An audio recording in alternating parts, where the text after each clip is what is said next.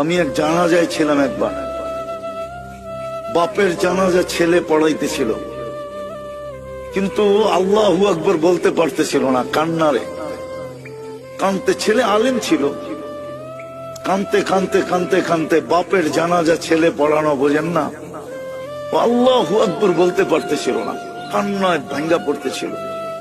একবার বড় কষ্ট করে জোরে আল্লাহু আকবার বলে উঠছে। জানাজা শেষ, আমার মন বলতেছিল যেন বাবা মাফ হয়ে গেছে। আমি সাথীদেরকে বলতেছিলাম যে আমি জানি না, আমার মন বলে এই বাবাকে আল্লাহ শাস্তি দিবে না।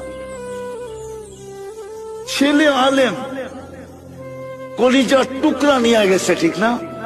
বাপ কি কলিজার টুকরা না? মাথার তাজ না? চোখের মণি না? আজকের সমাজে নাও হইতে পারে, কিন্তু একদিন তো